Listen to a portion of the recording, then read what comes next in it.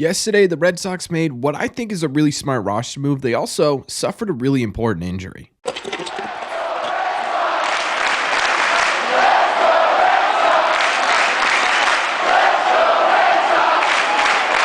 What is going on, everybody? Welcome back to Red Seat Radio. My name is Corbin. Yesterday was a pretty big news day for the Boston Red Sox. Not only is Chris Martin healthy and rejoining the Red Sox, but to put him back onto the Red Sox roster, the Red Sox made a move that I think could be really smart if it works out. They also suffered a really devastating injury to their top pitching prospect that's going to keep him out for the rest of the 2024 season. So what we are going to do in today's video is we're going to break down the latest Red Sox news, talk about everything that went on and how it affects not only the 2024 Red Sox, but the Red Sox going forward. However, before we get into that, just a heads up, we are going to be live tonight on this channel right around 7 p.m. Eastern time. We're going to be watching the finale of the Red Sox taking on the Blue Jays and talking about everything going on with the Red Sox. Again, if you want to head over to that, it is going to be tonight, 7 p.m. Eastern time, right here on this channel. Thank you all very much for clicking on this one.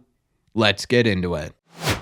Okay, so let's start with the roster move first. And again, this is a move to put Chris Martin back onto the 26-man IL. It's absolutely fantastic that the Red Sox are getting Martin back. It's also absolutely fantastic, and probably more importantly fantastic, that Chris Martin is in a better place mentally. He got the help he needed, and he is ready to go with the Red Sox again. And obviously, you had to make room for him on the 26-man roster. And in order to do that, the Red Sox optioned starter Cooper Criswell down to AAA Worcester. Now, you may be sitting there thinking to yourself, Corbin, how is this a smart move at all? Cooper Criswell has been excellent this year. Well, excellent may be a bit of an exaggeration, but he's been a pretty solid pitcher for the Red Sox. You're absolutely right. So far this year, Criswell has a 4.15 ERA with a 3.69 FIP. He's striking out 8.5 batters per 9 inning, walking just 2.3 per 9, rocking a 1.212 whip for a 102 ERA plus, about 2% more productive on the mound than the average starter in Major League Baseball. That is a really solid season for the Red Sox number 5 starting pitcher. So the question is,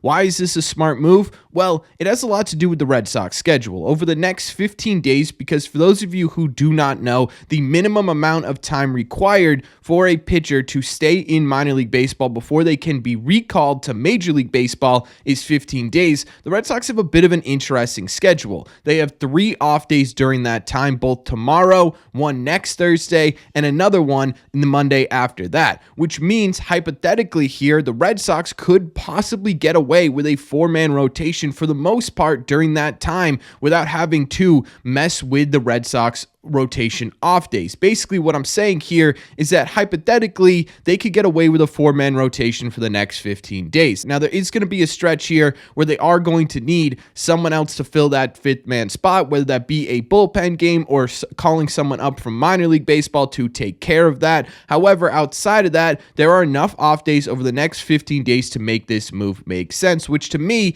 makes this a really smart move by the Boston Red Sox, because what this does is it doesn't really mess with your rotation all that much, except for one 6-game stretch, which again is going to be this weekend against the Cincinnati Reds and then the Toronto Blue Jays at home at Fenway. And on top of that, you're going to be getting an extra arm in the Red Sox bullpen, which to me right now is really important. Over the last few weeks, the Red Sox bullpen has been used quite a bit, whether that be because of bad starts or whether that be because the Red Sox get into tricky situations. The Red Sox have needed to utilize their bullpen quite a bit. Getting that extra arm in there with Chris Martin allows the Red Sox to utilize their bullpen pretty effectively without actually overusing anyone. Now, obviously, there are some risks involved here. If the Red Sox rotation doesn't maintain their pace over the next 15 games and you have to use your bullpen more often than you'd like, it sort of defeats the purpose of having an extra arm in the Red Sox bullpen.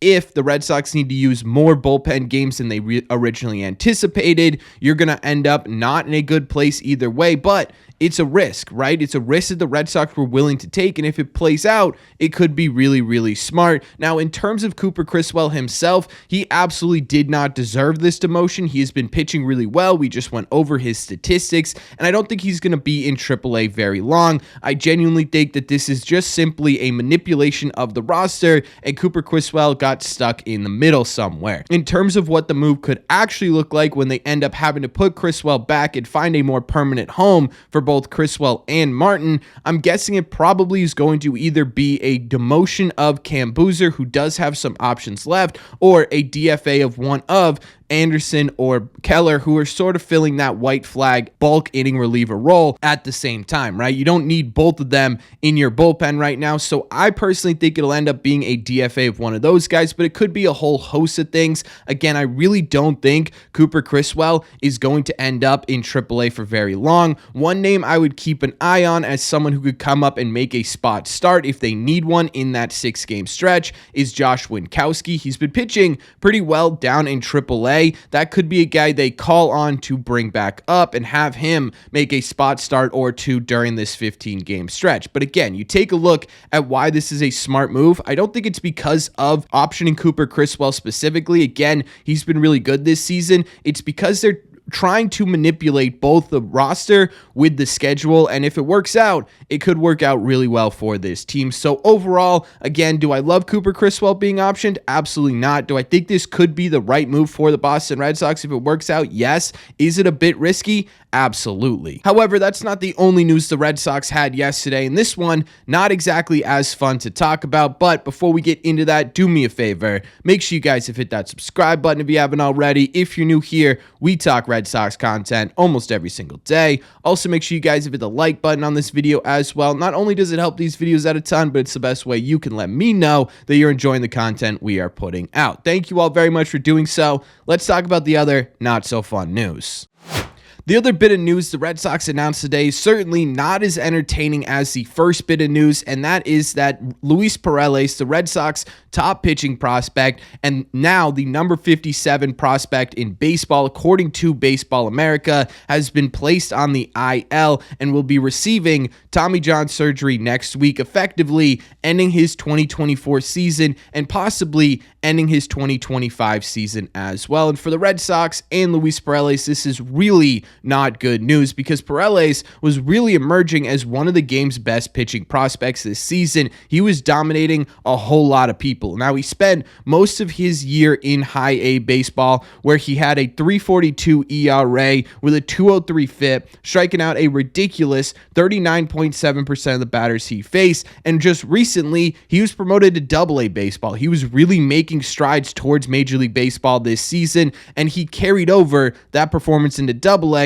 for his first couple of starts there, where he had just a 1.23 ERA and a 1.92 FIP in 2 starts with a still really impressive 35.7 strikeout rate. Losing a guy like this is never fun to see, especially when you look at it from Perales' point of view. Obviously, taking himself out of the game of baseball is really devastating news, but he was making big strides this year. He was added to the 40-man roster this winter to avoid being picked up in the Rule 5 draft. He had just been promoted to Double-A. He was absolutely dominating, really felt like he was turning a corner in terms of his ability on the mound. He was really sort of emerging again as one of the best pitching prospects in Major League Baseball, appearing on a top 100 prospect list for the first time in his career. He was scheduled or ready to appear on a whole lot more than just Baseball America's. He was becoming one of the top pitching prospects in the game and the best pitching prospect in the Red Sox system that we've seen in a little bit, basically since Brian Bayo and his emergence over the last couple of years as well. So for Perales, this is absolutely no fun for sure, but for the Red Sox, this is also pretty devastating news. Again, he was added to the 40-man roster, and now he's going to be sucking up that spot basically for the next 2 years without pitching a single game on the mound. Now, for the Red Sox, they do have the option of putting him on the 60-day IL. However, with that option comes a little bit of problems here, because putting him on the 60-day IL not only requires that the Red Sox pay him MLB salary, it also starts his service time a little bit. And if he's going to be on the 60-day IL for 2 years, that's really going to affect how the Red Sox are able to utilize him once he gets to Major League Baseball. Now, the other problem with this is because he's in his official option years over the next couple of years, by the time he gets back and healthy with this Red Sox team, regardless of where they put him in terms of the IL, he's going to end up having just one more option left. Now, in some cases where a prospect misses a whole lot of time, they do grant an extra fourth option here, which could happen for the Red Sox and could save them a really interesting conversation. But if it doesn't, he's going to be coming back with one singular option, having to start most likely in AA, maybe even high A, to really get himself right before he can get back on track to make Major League Baseball. And that's going to make things a bit difficult. They're going to have to fast track him a little bit when he gets back in 2026 to avoid losing that third option. That's going to be a really interesting conversation because of where he's at in his development. Obviously, you hate to see this happen to anyone in professional baseball, but for Luis Perales specifically, it feels like really devastating news, not only because of what he was doing this year, but because of his track and what it means for the Red Sox to lose essentially 2 years of Luis Perales. Again, probably not rejoining the Red Sox system, at least on a full-time basis, until most likely 2026 with where he got his surgery in relation to the 2024 season. It's a really, really big blow, and it absolutely sucks to see. The Red Sox are not only dealing with injuries at the major league level this season, they're dealing with injuries throughout the entirety of their farm system, and this is just another blow on a long line of injury blows the Red Sox have had this year. And that is the latest Red Sox news. We got over a whole lot today, so let me know in the comment section down below. One, what do you think about the Chris Martin, Cooper Criswell roster move? Do you think it's smart like I do? Do you think it's really dumb? What are your thoughts on that? And what do you think about the Luis Perales injury? What do you think it does for Luis Perales? And what do you think it means for the Boston Red Sox? Let me know all your thoughts on the latest Red Sox news in the comment section down below. As always, if you made it to the end of this video, do me a favor. Make sure you guys have hit that subscribe button if you haven't already. Like I said, if you're new here, we talk Sox almost every single day. Also, make sure you guys have hit the like button as well. Again, it helps these videos out a ton, and it's the best way to let me know you're enjoying the content we are putting out. Don't forget, you can always get these episodes available anywhere on the go in podcast form. Link to Spotify and Apple Podcasts are in the description, or you can head over to your favorite podcasting app and look up Red Seat Radio. And one more thing, don't forget that we are going to be live tonight on this channel, 7 p.m. Eastern time, going over all the latest Red Sox news and watching Brian Bayo and the Sox take on the Blue Jays. Thank you all very much for clicking on this one, and I will see you in the Red Seats.